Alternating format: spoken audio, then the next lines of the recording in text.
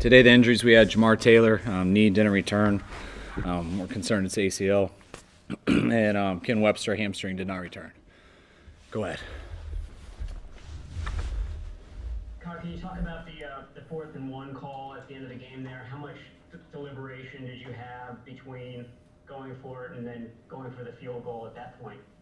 Not much at all. I mean, we knew we had 2 downs there on the 3rd and manageable. I forget what it was. I think it was 3rd and 1 or 3rd and 3. So we were expecting to have 2 downs to get there, and when it got close, there was no indecision.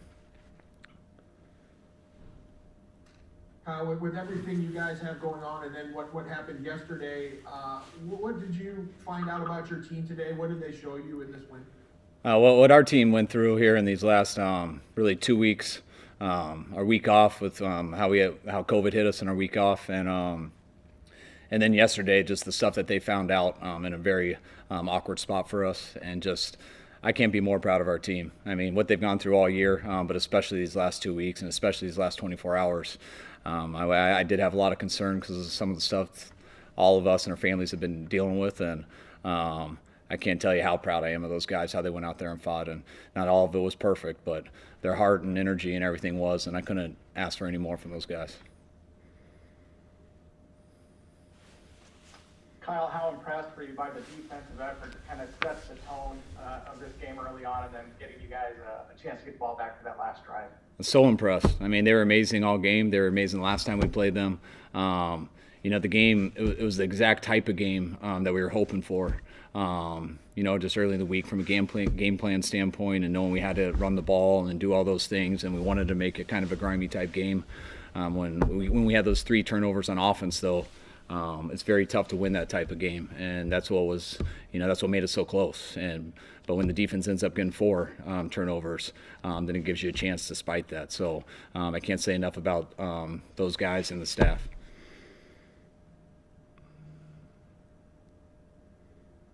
Hey, Kyle, you just mentioned the defensive staff. You said last, I guess in January or whatever, you were so stoked that Solid didn't get the Browns job. Are you concerned performances like this will mean this is his last season as your defense coordinator? Well, I'm always concerned. I never want to lose Solid. I never lose any of our coaches, to tell you the truth. I thought he deserved one last year, so whether this game happened or not, the guy's, it's a matter of time before he becomes one. So I keep telling him, don't be mad at me, because I know he's going to be one eventually. So I hope he stays here as long as possible. He needs to be in no rush. So hopefully people don't figure it out, and he stays here for a little bit.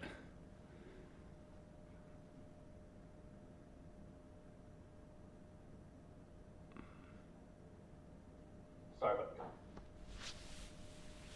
Go ahead. All right, we'll come back to Tim. Tessa, please go to the next person. Kyle, it seems that Nick Mullens has had a few floaters. Is there anything mechanical that's going on with him? He's kind of overthrown a couple of guys more than just like it seems like a one-off. Today he overthrew Jordan Reed on a double move, but the corner was bailing in 3 deep, and he didn't have enough time to really see it. We were trying to take a shot, and I think right when he threw it, he got hit. But yeah, that was overthrown. If he could see it, I'd love to progress and check it down or put it on Jordan more. But he let it rip a couple times today. He let one go down the middle for a big throw. I thought he hit Juice on the sidelines for a big throw there on the second to last drive. I was real impressed with Nick today. It's not an easy position at all going against that defense. If you watch how they played versus a lot of people, and it was very tough today. The whole defense, the scheme, and especially 99. Nick's tough, keeps battling, and kept coming back. That pick that he had was just unfortunate on the tip, but he never went into a shell and just held on to the ball. He kept letting it rip and made enough plays for us to win the game.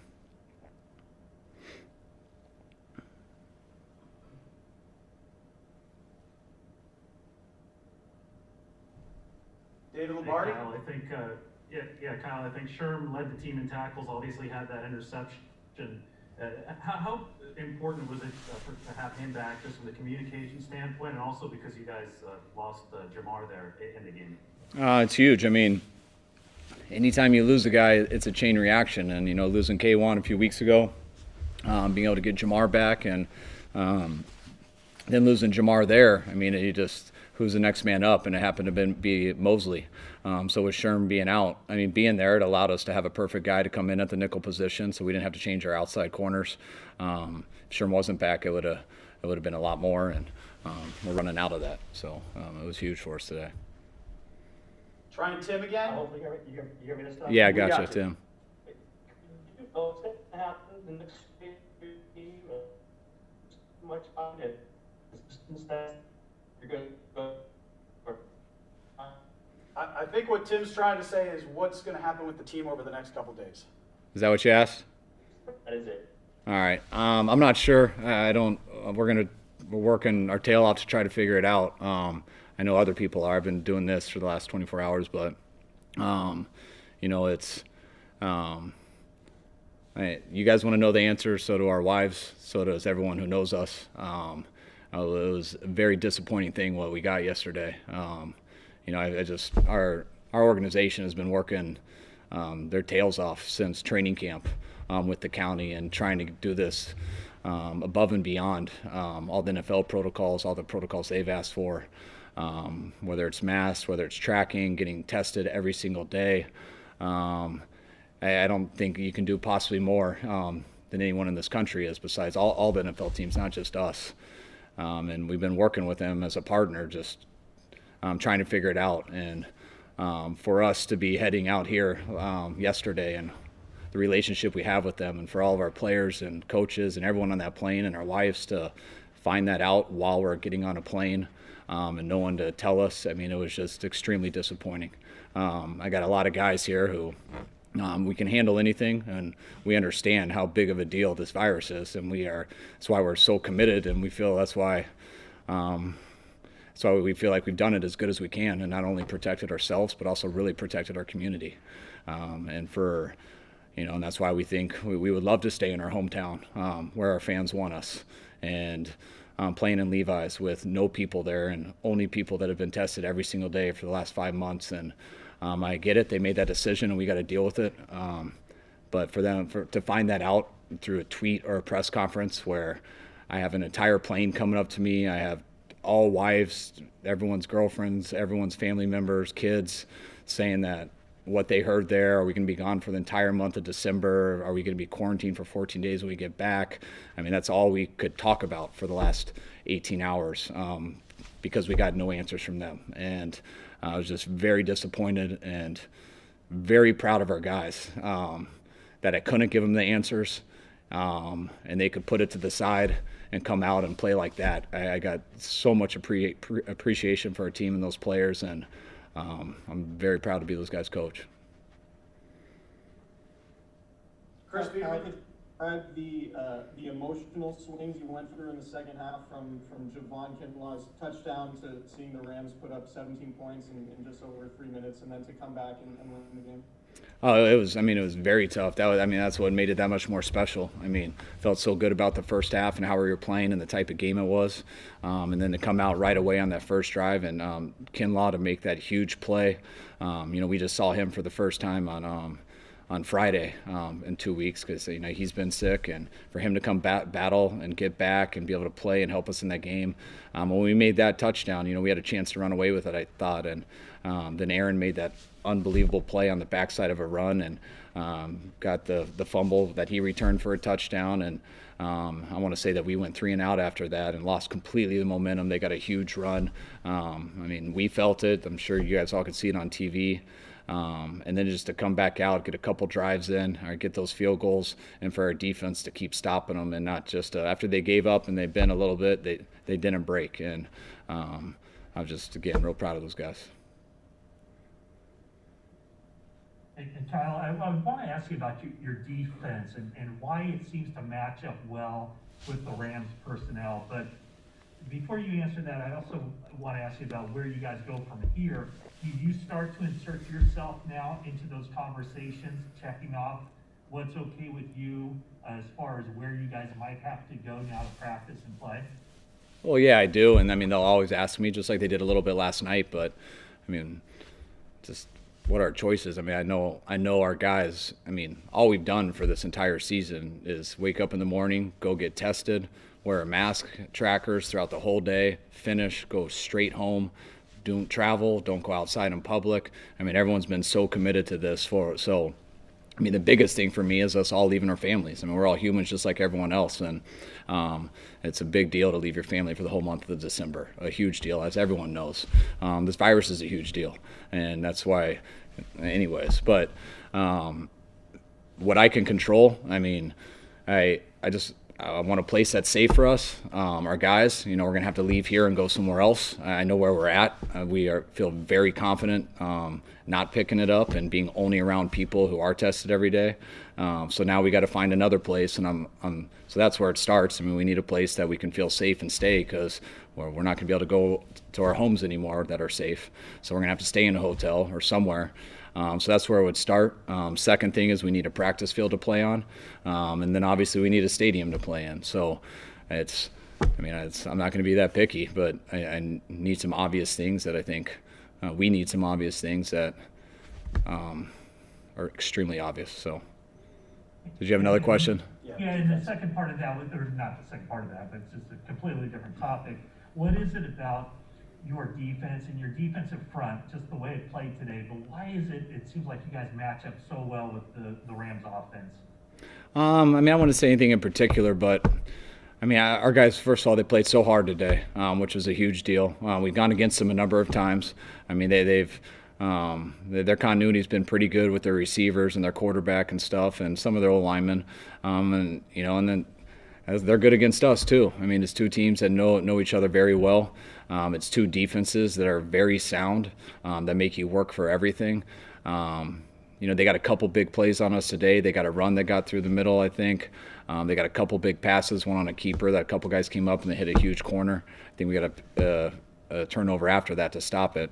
And it was the same thing with us. I mean, they don't mess up much. They're sound, and they got a bunch of good players. So there's a lot of little plays, and who can make the biggest plays. And we won the turnover battle today, and we were able to come up with a couple big plays that got us down there. But both our defenses are a challenge. Whenever your schemes are very sound and you got some players out there, it's always a battle.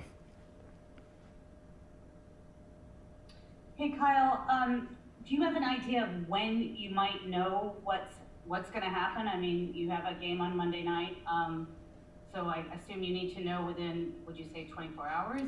And also, with everything that's gone on this weekend and with the Thanksgiving game between the Ravens and the Steelers now being moved to Tuesday as something that you were not allowed to do when you had your facility shut down, and teams playing without a quarterback, just how do you feel like it's going? Do you feel like it's equitable? It kind of feels like you guys have drawn the short straw on a couple of these things. I understand your question, but I want to say that. I mean, I don't know Baltimore and Pittsburgh situation. Obviously, that Green Bay game was a very hard deal for us. We didn't lose that many guys. I mean, we only had one guy with COVID, and then we lost two guys because of trackers, which was a huge deal because they were three really good players. I think what made us so desperate at that time is how down we were to begin with. I mean, we weren't, we already barely could field a team. So then just to lose those three more, I think that's what was so tough about it. But that's why I don't sit here and get upset about it or go back on that at all. That was just a circumstance, and it seemed like there's a lot more on that this week. And I think your first question was when. I don't know. That's the answers. Trust me, all our players and myself and all the coaches were getting blown up from our families who we're going to go see tonight when we get back. That's all they want to know. One good thing I think is it's a Monday night game. If it was a Sunday game, we need to start practicing by Wednesday, and we need to get 3 days in. So with it being a Monday night game, we at least need to start practicing by Thursday and get 3 days in. So I think that gives us some time. Again, I wish we could practice here and then fly to another place and play wherever on Monday. But I don't think that's happening. So now we'll start working on that. We'll do a couple more, folks. A boost it was to have Deebo Samuel, not just on offense, but also in the locker room for team morale as well. Oh, I can't tell you how good Deebo was today. I mean, it's just, I always mess with him because I'm a very soft compliment type of guy. You've never arrived. You always get better. So Deebo's got a lot to work on. but he's one of the best football players I've been around. I mean, it doesn't matter how good it is or how good it looks. He's going to get it done. Some of those plays that he made in the first half, I mean, the big run that he had on the same run that he had last time, just the physicality he plays with, being able to go to him. And that's all we were trying to do there in the last drive, just especially to get into field goal range, just throw a quick one to Deebo. And he came through every single time. And the way he blocked, the way he ran. The other time he got down there and got a field goal, I think, in the third quarter. He started off with a 6-yard throw where Deebo ran through some people. So I love that guy, and but he's got to still keep getting a lot better at everything else. I think it was this week you kind of mentioned some guys in particular, Jimmie Ward, Trent Williams, guys that are really crucial and have been playing well, but you felt like they could take it to the next level. Did you see that today? Do you feel like they're making those steps? Well, yeah, that was my big thing, and I think it had to do with people asking about guys coming back, and I was just, yeah, guys coming back will help, but we got to still take our level up with the guys that played, and that was tough with Trent. You know, he hadn't been able to practice in 2 weeks, so just when you talk about Trent Williams, you know, we saw him first on Saturday, and for him, just from a cardiovascular standpoint, battling through what he's been through the last 2 weeks, I was just pumped to have him out there, and I know he played well. But regardless, just to have him out there. And we talk about Jimmie Ward. I mean, I think Jimmy did answer that bell. I mean, I'll see on the plane tonight when I watch the tape and everything, but I believe they had 3 fumbles? They had 2 fumbles, and Jimmy forced both of them from what I saw. So it looked like Jimmy had a big-time game. Last one. It felt like Kyle Juszczyk was in on many a big play. Can you just talk about the trust you have in him and what he really means to this offense? Oh, I mean, just all the fact that we can stand 21 so much. I mean, it's hard to get 33 runs in a game versus some of those fronts. I mean, it doesn't matter if you have nickel defense out there, nickel off. Like, they'll have 5 bigs on the line of scrimmage a ton. And if you don't have a fullback in there, there's a lot of runs you can't run. And by having him in there, it allows us to get those calls, allows us to do things. And I thought that was a huge part of the win today, just being able to get 33 runs in. I mean, just that showed how well our defense played. It showed, you know, with us not doing well on third down, it showed how well our defense played, because you don't get those runs in if you don't do well on third down, unless the other side keeps getting it back. And when we always go to him in a pass play, I thought for a second he dropped it. It looked like he got a little too excited, thought he was going to score. But he made that catch, was a huge explosive that got us down there to start. And then the 4th and 1 at the end. I mean, he doesn't get a lot of carries, but when he does, he usually comes through for us. All right.